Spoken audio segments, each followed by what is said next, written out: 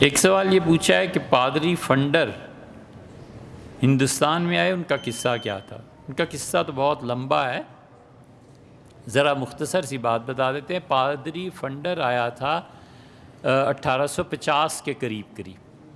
انگریزوں نے حکومت میں ایسے پادری عربی اور فارسی پڑھا کر بھیجتے تھے جو یہاں آ کر عیسائیت کو فروغ دیں، اور چونکہ وہ پڑھے لکھے ہوتے تھے اور ان کی ٹکر ہوتی تھی مسلمانوں سے، ہندوؤں سے تو کم ہوتی تھی۔ ہندوؤں میں تو وہ تھوڑی تبلیغ کرتے تھے، تب بھی شودر ذات کے ہندو جو ہوتے تھے نا، یہ عیسائی ہو جاتے تھے۔ براہمن تو بات ہی نہیں کرتے تھے، اپنے غرور کی وجہ سے بھی۔ اور براہمن، پنڈت، کشمیری، جواہر لال نہرو، اندرا گاندھی، یہ سب وہی فیملی ہے نا، بہت سی فیملیز ہیں ہندوستان میں، یہ اپنے دھرم پہ قائم رہتے تھے، اور کھتری بھی قائم رہتے تھے، اور چوتھی ذات ان کی شودر بنتی تھی۔ تو جتنی ذات پات کی تقسیم تھی، شودر جو تھے وہ کہتے تھے کہ یہ ہندوازم میں ہے کہ وہ خدا کے پاؤں سے پیدا ہوئے تھے، تو کہتے تھے ہیں ہی خدمت کے قابل، تو یہ کرتے تھے۔ تو شودروں نے عیسائیت قبول کر لی تھی۔ اسی شودر جو تھے وہ ان کی فیملیز بھی دیکھیں تو ہمیشہ یہ شودر سیاہ رنگ کے ہوئے۔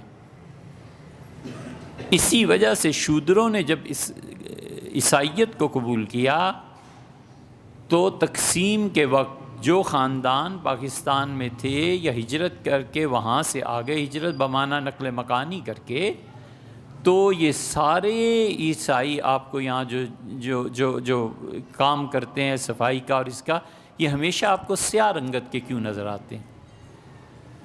فرانس، جرمنی وغیرہ کے گورے یہ سب سفید ہوتے ہیں اور یہ سب کالے ہوتے ہیں۔ اس کی وجہ یہ ہے کہ ان کے آباء و اجداد نے عیسائیت کو قبول کی تھی، اور یہ نسلاً شودر تھے، تو رنگت تو کہیں نہیں گئی نا، مذہب ہی تبدیل ہوا۔ ان کی اصل ٹکر تھی مسلمانوں سے۔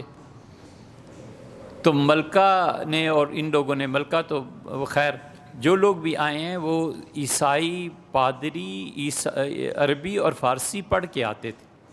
3 ہفتے کا سفر ہوتا تھا ہندوستان تک کا، بائی شپ کرتے تھے، اور یہ جو سمندروں میں جہاز میں آتے تھے، اس وقت بھی حکومت برطانیہ کی طرف سے عربی اور فارسی سکھانے کے لیے 2 ٹیچرز آتے تھے۔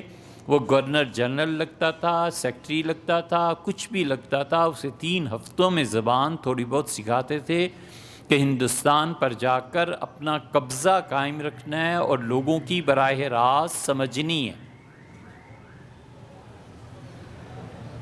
لوگ عربی بولیں، فارسی بولیں، تم اردو بولیں، کچھ نہ کچھ تمہیں سمجھ آنی چاہیے۔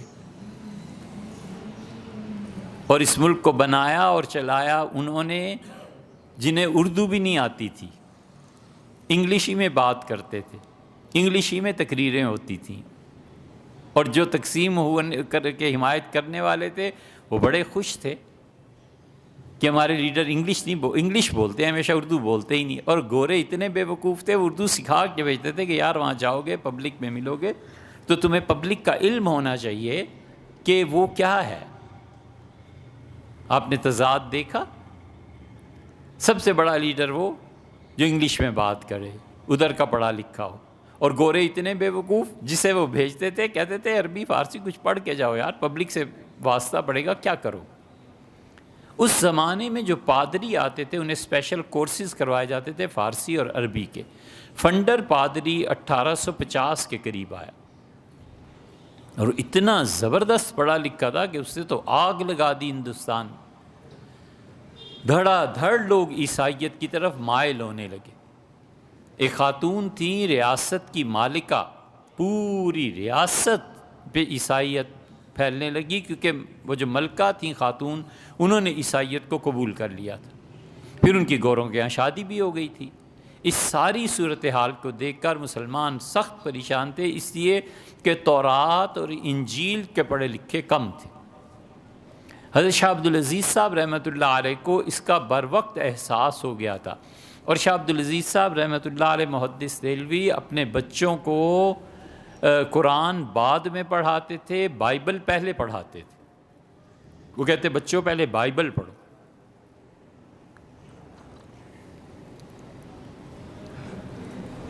تاکہ تم مذہب کی دنیا میں جب جاؤ تو تمہارا واسطہ عیسائیوں سے پڑے گا، تو پہلے جھوٹ کو پڑھ لو، پھر ہم تمہیں قرآن پڑھائیں گے ترجمے سے۔ تو یہ ان کے خاندان میں تھا، لیکن مسئلہ یہ تھا کہ گورے انگلش اور یہاں پر کوئی نہیں، بہت تھوڑے لوگ تھے، انگلش کون پڑھتا تھا؟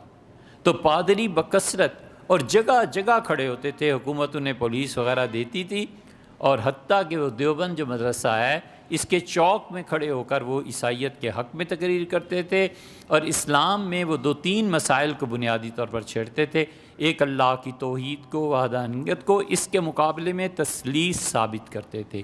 ایک اس بات کو چھیڑتے تھے کہ تم لوگ مارتے رہے ہو لوگوں کو ہمیشہ، تو خون سے تم لوگوں نے اپنے اقتدار قائم کیے ہیں، اور اس کے مقابلے میں بتاتے تھے کہ ہم نے دنیا میں کتنے اچھے کام کیے ہیں، عیسائیت کو قبول کرنا چاہیے۔ اور تیسری بات، حضرت رسالت پناہ صلی اللہ علیہ وسلم کی ازدواجی زندگی پر اعتراض تھے، اور اس کے مقابلے میں وہ بتاتے تھے کہ انبیاء علیہ السلام وہی تھے جو شادی نہیں کرتے تھے۔ ان 3-4 مسائل پہ ہی عام طور پہ گفتگو ہوتی تھی، اور مسلمان عاجز آئے ہوئے تھے۔ اللہ کی شان، ایک لڑکے کو اللہ نے ہدایت دی اور اس نے میڈیکل پڑھا، ڈاکٹر بن گیا۔ ڈاکٹر بننے کے بعد وہ یورپ چلا گیا۔ اس نے جب سارے حالات کو دیکھا تو شدید بے چین ہوا۔ اس نے کہا ڈاکٹری میری اور مریضوں کا علاج کرنا گیا بھاڑ میں، یہ تو مسلمان عیسائی ہو رہے ہیں، یہ اس شریعت اسلام کا کیا بنے گا؟ وہ انگلش تو پڑھا لکھا تھا ہی۔ اس کی ملاقات ہو گئی مولانا رحمت اللہ کرانوی رحمۃ اللہ علیہ سے۔ مولانا رحمت اللہ کے سامنے وہ کتابیں رکھتا تھا اور حضرت سے پوچھتا تھا کہ حضرت یہ بائبل میں لکھا ہے، اسلام کیا کہتا ہے؟ ہوتے ہوتے اس نے اتنی مہارت حاصل کر لی کہ آگرے کے تھے یہ، مولانا رحمت اللہ کرانوی بھی وہاں تشریف لے جاتے تھے، وہ کیرانہ چلا جاتا تھا۔ بہرحال قصہ مختصر یہ کہ فنڈر پادری جو تھا، اس کی جو شامت آئی تو ایک فرینچ پادری بھی اس کے ساتھ تھا، ان دونوں کی جو شامت آئی تو یہ آگرہ چلے گئے۔ انہوں نے چیلنج کر دیا۔ جب چیلنج کیا تو مولانا رحمت اللہ کرانوی نے چیلنج قبول کر لیا، اور اس ڈاکٹر اور اس نے کہا کہ ڈاکٹر وزیر خان نام تھا، مرشد آباد، بہاری تھے، اصل میں یہ بہار کے رہنے والے تھے۔ اس نے کہا کہ آئیں جی بیٹھیں۔ ہندو مسلمان ہزاروں کی تعداد میں لوگ جمع ہو گئے۔ تو اس ڈاکٹر نے کہا کہ مناظرہ اس وقت تک نہیں ہو سکتا جب تک کہ ڈپٹی کمشنر، حکومت کے عہدیدار، کمشنر یا امن و امان قائم کرنے والے لوگ یہ سارے گورے نہیں بیٹھیں گے، تب تک نہیں کریں گے۔ حکومت نے منظور کر لیا۔ پادری نے جا کے بات کی کہ اس میں تو ہم انہیں ہرا دیں گے۔ وہ ہرانا تو کہاں سے ہوتا؟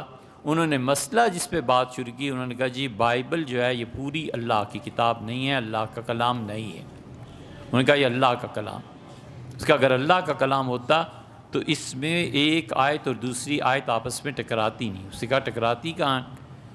اور آخر وہ ہار گئے۔ آخر انہوں نے مانا، ان کا لکھو۔ مولانا رحمت اللہ کرانوی نے اور ڈاکٹر وزیر خان، اللہ تعالیٰ ٹھنڈی رکھے ان کی قبروں کو، انہوں نے اس لیول پہ پہنچ کے، جب ڈاکٹر کہاں ملتے تھے، اپنی نوکری سب کچھ چھوڑ کے اسلام کو تقویت دی اور مناظرہ جیت دیا، اس معنی میں کہ ان کا لکھو کہ تورات میں تحریف ہوئی۔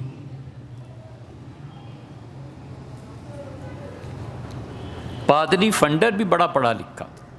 اس نے لکھا کہ ہماری کتاب بائبل میں، تورات، انجیل اور دیگر صحائف میں تبدیلی ہوئی ہے، لیکن تثلیث کا مسئلہ ویسے ہی ہے، 3 خداؤں کا مسئلہ ویسے ہی ہے، اس میں تبدیلی نہیں ہوئی۔ یہ لکھ کے دے دیا اس نے۔ جب لکھ کے دے دیا تو اس وقت بہت زیادہ چھپا۔ یہ بات جب دلی پہنچی تو جو آخری تھے بہادر شاہ ظفر، ان کے ایک بیٹے تھے، ان کا نام تھا فخر، لیکن لوگ انہیں دلی کی زبان میں مرزا فخرو کہتے تھے۔ مرزا فخرو نے خرچ کر کے یہ کتاب چھپوائی کہ مناظرہ کیا ہوا ہے، اصل تحریر کیا ہے، یہ سب کچھ چھپا ہوا موجود ہے۔ اس زمانے میں پھر یہ ہوا کہ اگلے دن وہ پادریوں کو ڈھونڈتے رہے، پادری رات رکتے تو کہیں ملتے۔ گورنمنٹ نے بڑی کوشش کی کہ اس مناظرے کو دبا دے، نہیں دبا سکے۔ فنڈر پادری جو تھا یہ یہاں سے نکلا اور استنبول چلا گیا، خلافت عثمانیہ میں اس نے چیلنج کر دی۔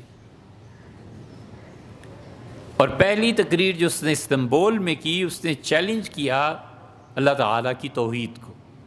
خلیفۃ المسلمین پریشان، تو انہوں نے مکہ مکرمہ میں گورنر کو خط لکھا کہ کوئی آدمی بھیجو، یہ فنڈر پادری اور اس کے ساتھ وہ دوسرا ایٹمس کیا اس کا نام تھا فرینچ کا، اور انہوں نے جان مصیبت میں کر دی ہے اور لوگ اس کی تقریریں سنتے ہیں، ہم منع بھی نہیں کر سکتے، بادشاہت کا وقار جاتا رہتا ہے، اور اگر ان کو کھلی چھٹی دیں تو عیسائیت ثابت ہوتی۔ وہاں پر زینی دہلان بہت بڑے محدث تھے، ایک دن حرم شریف میں درس دے رہے تھے مغرب کے بعد، تو انہوں نے کہا خلیفۃ المسلمین کا خط آیا ہے مجھے بھی اور گورنر کو بھی، اور کسی آدمی کو مناظرے سے کوئی دلچسپی ہو تو اپنا نام پیش کرے، امیر المومنین یاد فرماتے ہیں۔ تو مولانا رحمۃ اللہ بھی بیٹھے ہوئے تھے، وہ آگے ہو گئے، ان کا جی مجھے آپ بھیج دیں۔ انہیں بڑے اعزاز سے بھیجا گیا۔ تو خلیفۃ المسلمین نے کہا کہ آپ کیا جانتے ہیں کیا چیزیں، تو انہوں نے اسی مناظرے کا قصہ سنا دیا۔ ان کا ہیں یہ تم سے ہارا ہوا؟ ان کا ہاں۔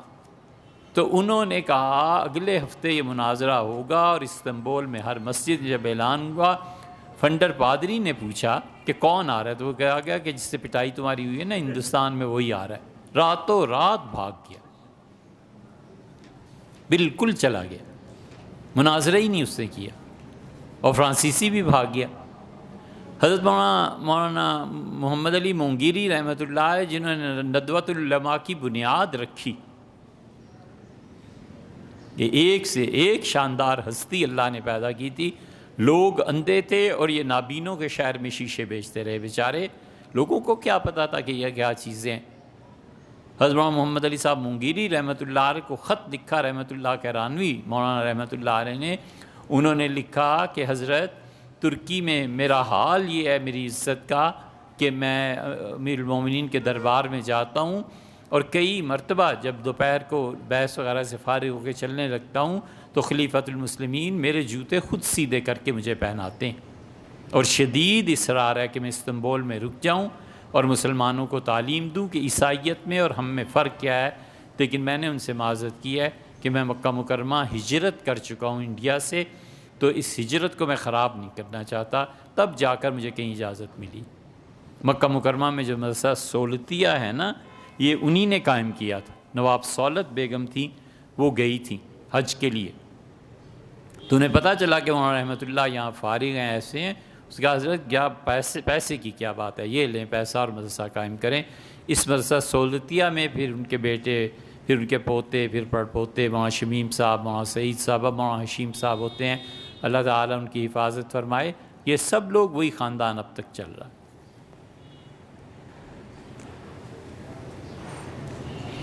اگر ان کی کتاب دیکھنی ہو تو اظہار الحق ایک کتاب ہے، اسے دیکھیے گا۔